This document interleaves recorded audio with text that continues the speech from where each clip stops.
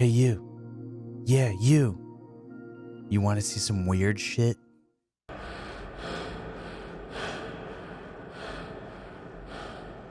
I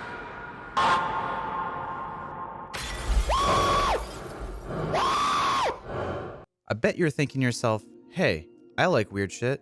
How do I get my hands on this weird shit? Well, you don't have to look far. Media Molecule just released this big new game called Dreams, made by the same people that made Little Big Planet. Dreams was announced way back in 2013 and has been in production for 7 years.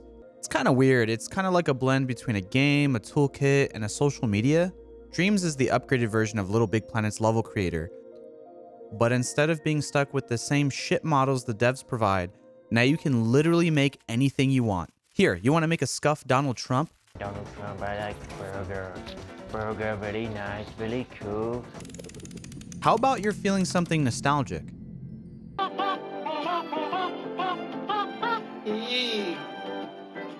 Maybe you're feeling really creative. Maybe you want to just do some crazy shit like fucking Wolverine and Cyclops in a wrestling match. Dreams lets you create anything you want, then share them with other players. Then people can download your creations and make anything they want with them. You can make models, renders, music videos, movie cutscenes, and some of the most fucked games you can imagine. I need a cutting board. I need a second cutting board.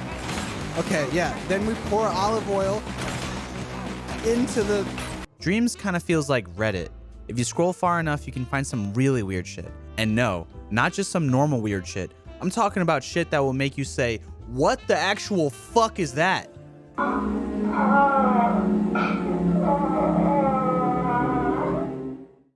All the content you can find can be sorted through filters, kind of like most upvoted, most played. You get the idea. At the very top of the recommended list are some of the games that the developers made. A lot of the games feel more like demos that you can finish in under 5 to 10 minutes. I think the goal was to have them be bits of inspiration that you could use for your games. Some are cute, others are interesting, and they all feel fun or amusing, but in the end, they're all just unfinished games.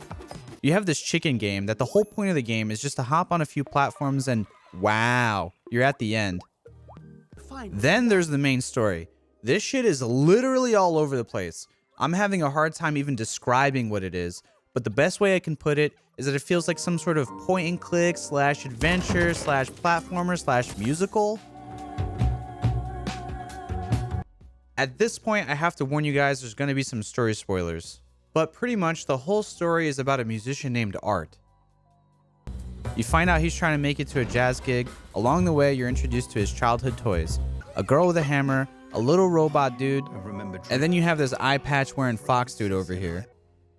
Art ends up falling asleep on a train and has this long crazy ass dream about saving his favorite toy, a dragon with horse teeth. And then there were these puzzles. I spent hours on them. I couldn't figure it out. Like not having a train ticket or not knowing the password to the club. No password, no entry. And then the game gets really tough. I'm talking insanely hard. You gotta sit through a rap musical. You're not on the list, I got the password. Your mama ain't hip, son, ain't you heard? Your pants so long and your legs are thin. You're not on the list, so you can't come in. Who the fuck did they hire for this one? Will Smith?